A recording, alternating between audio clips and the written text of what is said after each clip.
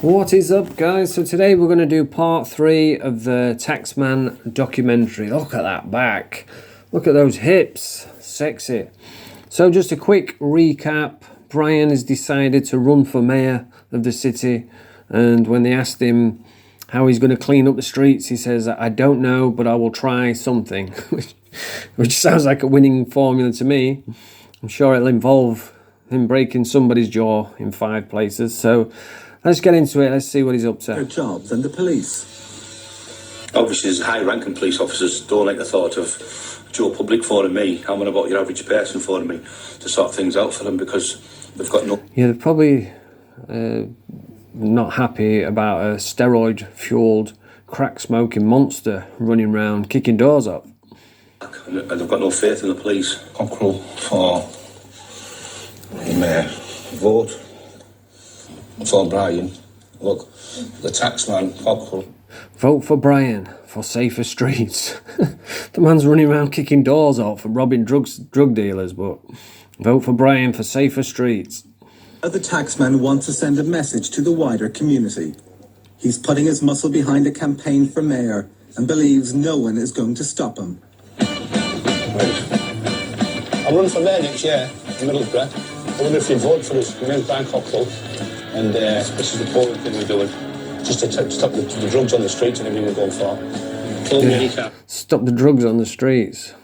He'll take all the drugs off the streets and then he'll smoke them all. You carry on, any idiot to anything. So I suppose he would be cleaning up the streets because he'd just be smoking all the product, wouldn't he? Okay, mate, no problem with that. You take care. Look after yourself. Would you vote? Definitely. And for your family as well. Would you definitely vote for me? I'll do whatever you want, mate. Just please don't eat my children. So I'll leave that with you. That's just what the campaign thing's about. And I'll do whatever you want. I'll vote for you, mate. You want to post if you keep fucking shite off the fucking streets, I'll do anything for you. You know, that's fucking hell. Who's better to do it than me? Okay, thanks for your time, love. Who's better to do it than me? He's a legend in his own mind, isn't he? Would you vote? Yeah. I can count on you. Thanks very much. Cheers, love. Thank you. See you at the voting thing. See you at the voting thing. For mayor next year. Oh man, vote.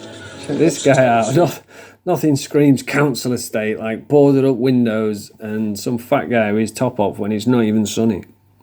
Guarantee you he's got 4-pack of Stella in the fridge. Well, that is our dream, yeah. Look at that. Awesome. He looks like Pob. Can you remember Pob? Oh, there's my little pal, Terry. Where's his little pal, Terry Thicko? I bet he's a top fighting man.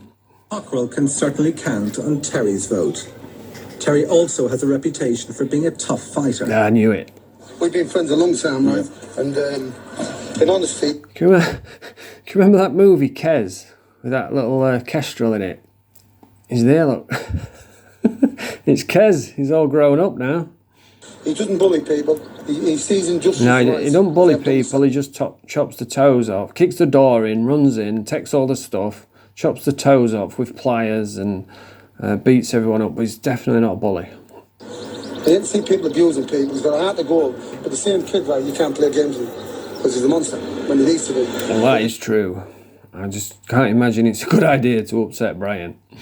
Even if you just disagree with him, he'll just beat you up. That's why I keep getting people in my comments saying, oh, you wouldn't dare say this back in the day. You're fucking damn right I wouldn't, because he'd probably pick me up and spin me around on one of his fingers like a donut.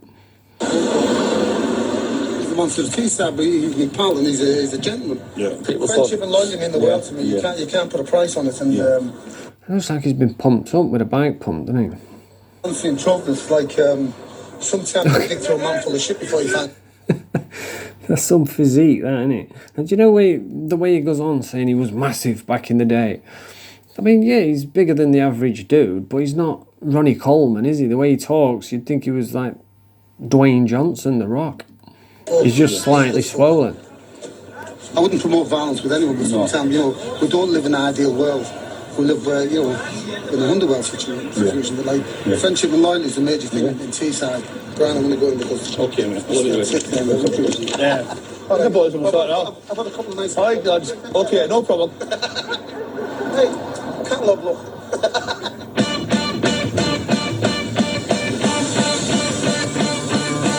Is that his £1 million car? All his £1 million taxes, and there's like 9 of them in an old Datsun.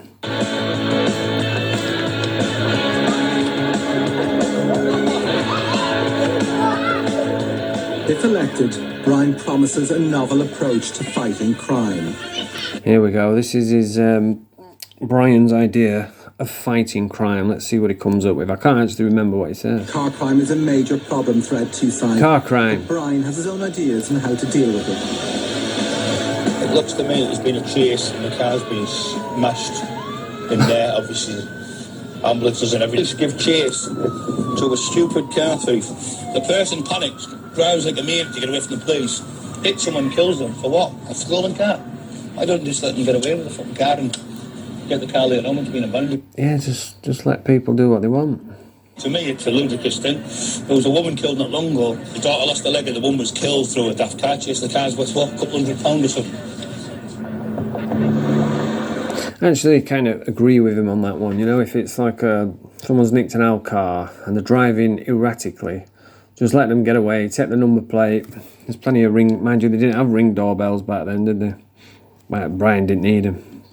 The taxman believes that solving car He'd go and have a look. He don't read papers, he goes and has a look. crime is a no-brainer and has set his sights much higher by promising to tackle the city's vice problem as well. Aye, aye. You can see the girls walking about now. There's one there, there's 2 over there, and there's one there. And look at the side of her, she's only a little kid, isn't she? No, she looks about 15-year-old or something. It is tragic.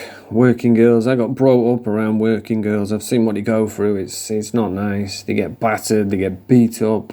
I remember one girl came back, she was stopping with me for a few days, and she went out to work, and some guy kidnapped her, beat the absolute dog crap out of her. She came back, she had a tooth missing at the front, she was battered, her eyes were closed, and the biggest concern was, nobody's going to want me now tonight when I go out on the beat.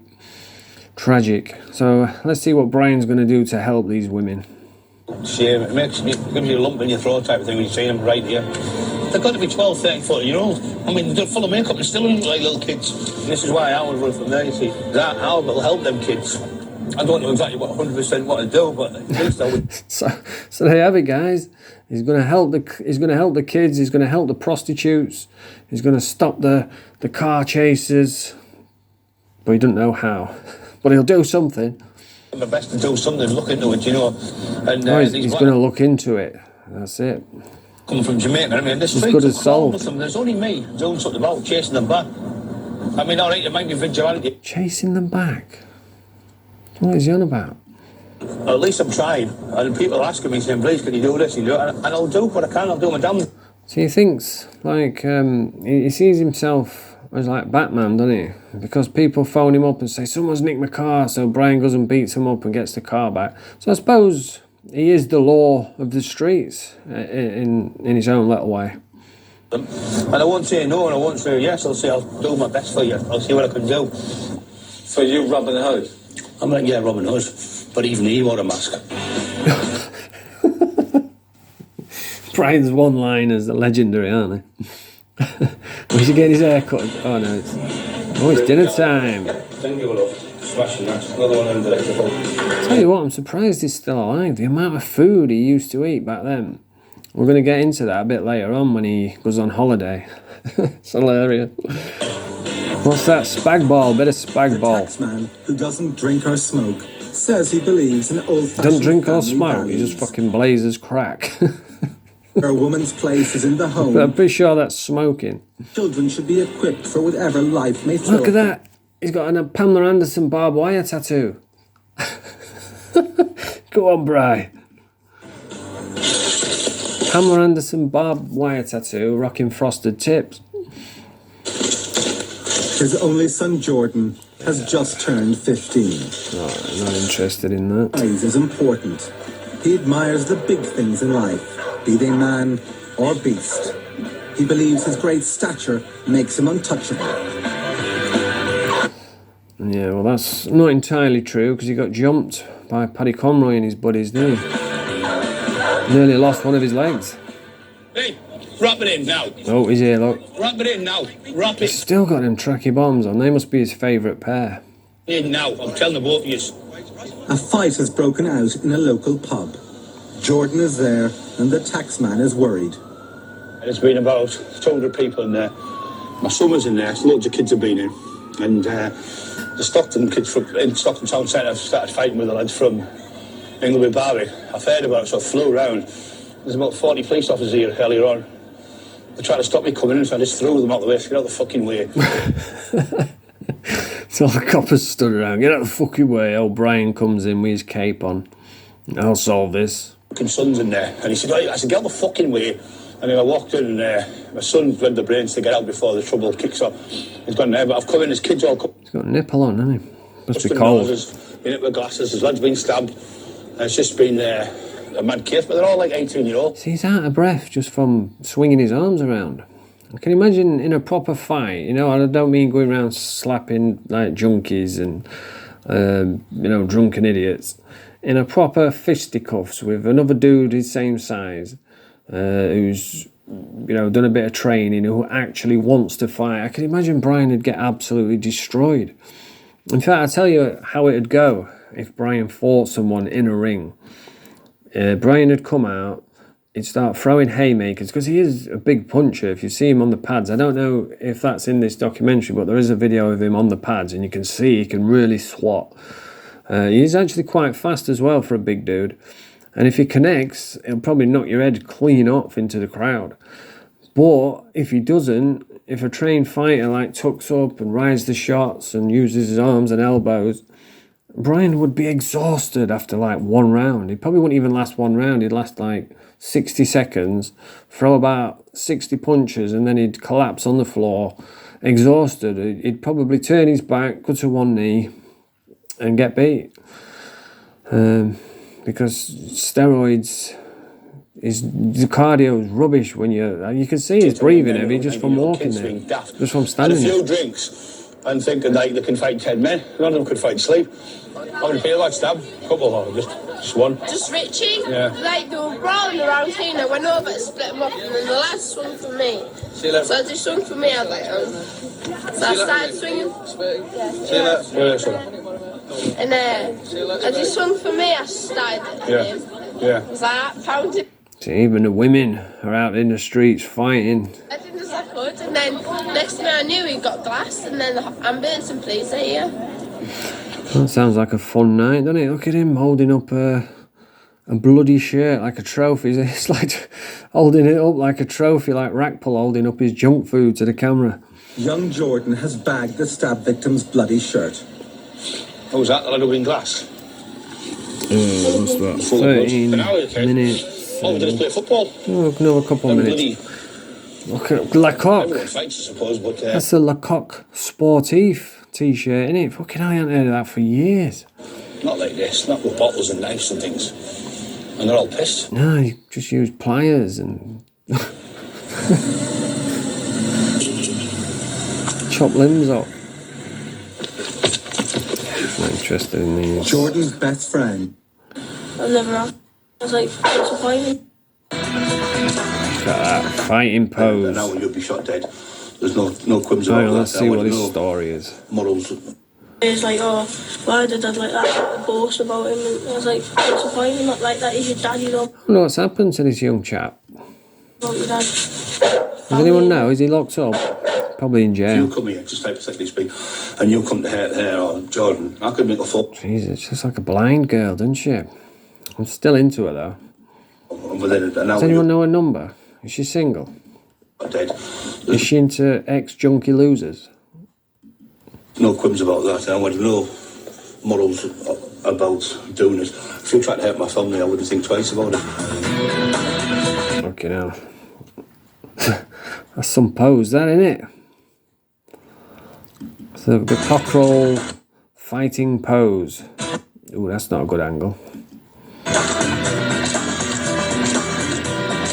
I love that picture. That's the best picture. With Vulture and the crew. Come on, let's see a barbed wire tattoo.